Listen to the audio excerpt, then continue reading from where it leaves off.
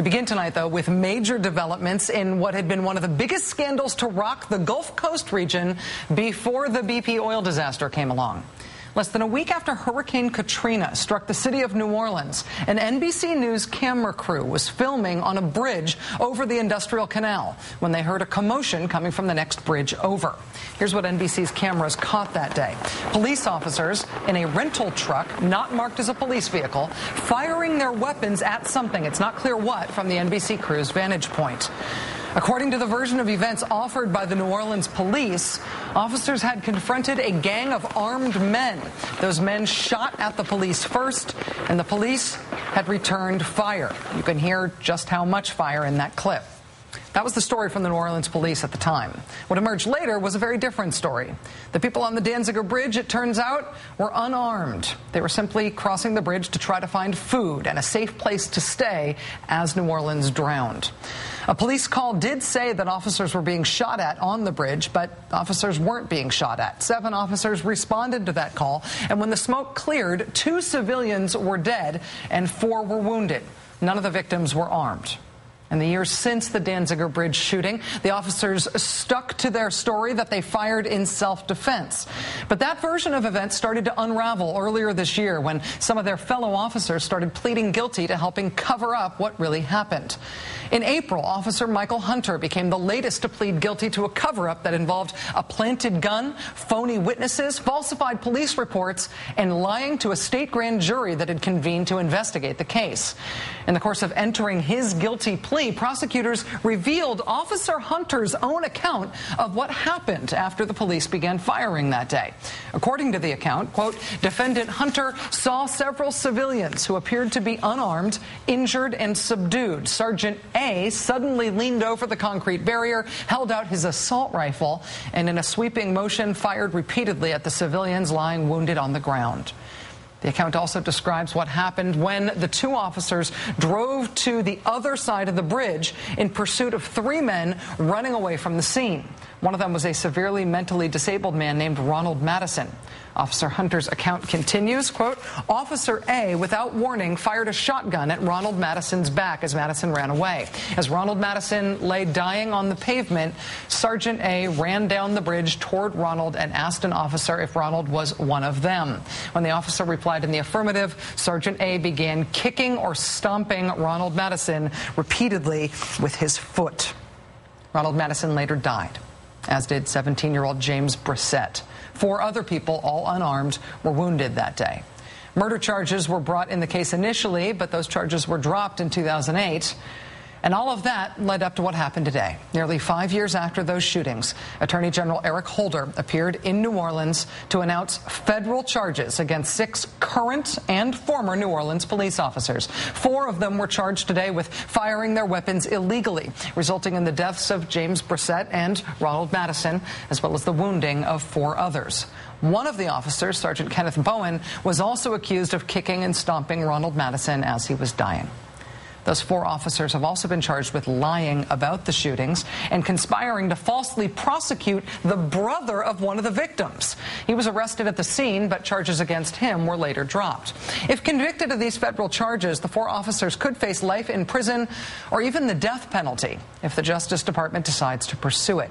2 other police officers were also charged today with participating in the cover-up, including falsifying evidence and witness testimony and planting a weapon at the scene. Today marks an important step forward in administering justice, in healing community wounds, in improving public safety, and in restoring the public trust in this city's police department. We will not tolerate wrongdoing by those who are sworn to protect the public. This will not stand. All 6 officers indicted today have now officially surrendered to federal authorities. The U.S. Attorney in New Orleans considers them all to be flight risks and is pushing to have them all detained, i.e. jailed, before their trial. This is huge news for New Orleans. This is huge news for the nation, still not yet come to terms with the aftermath of what really happened after Hurricane Katrina. We will keep you posted as this story develops.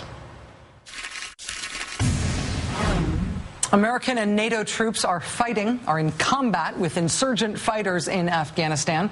The coalition and U.S. death toll in June was as high as it has ever been in the war in Afghanistan. But it also seems clear that no one thinks the end game, the goal in Afghanistan, is a battlefield victory. What they say is that the goal is an Afghan government that serves its people and thereby crowds out the possibility of the Taliban coming back and bringing al-Qaeda with them. That's the goal. That's what we have said we would call success. Beyond the military effort there, headed up, of course, by General Petraeus now, there's also our embassy, our ambassador there, former General Carl Eikenberry, and there's America's special representative to Afghanistan and Pakistan, Richard Holbrooke. The man credited, of course, with brokering the end to the war in Bosnia with the Dayton Peace Accords, the larger-than-life old Washington hand who has been a diplomat for every Democratic administration in this country, going back to JFK and the Vietnam War. The man who is now charged, essentially, with figuring out how this all ends in Afghanistan. I came to Washington today to sit down with Richard Holbrooke for the interview. Mr. Ambassador, thanks very much for this time. I know that you are not only always busy, but in particular right now you're really busy, so thank you. Well, it's great to see. That was a great set of shows you did from Afghanistan. Oh, thank you. Those are the best television from a war zone since Stephen Colbert went to Iraq.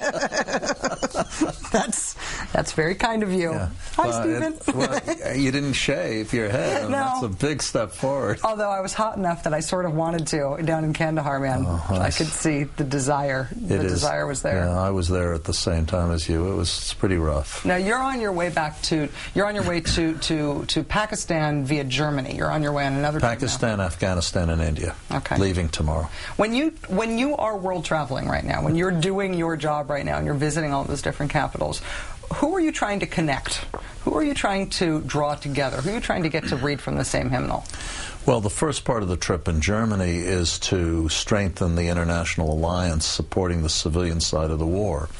We don't have a civilian organization like NATO, which is essentially a military organization, but the Germans lead the coordination effort. When President Obama and Secretary Clinton gave me this job, there was no other special representative for Afghanistan and Pakistan. Now there are about 35, including 7 Muslim countries, from Egypt to Malaysia.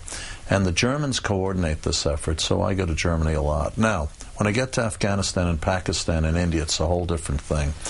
This outcome in Afghanistan will be shaped decisively by the relationship between Pakistan and Afghanistan, for reasons that you have well reported on.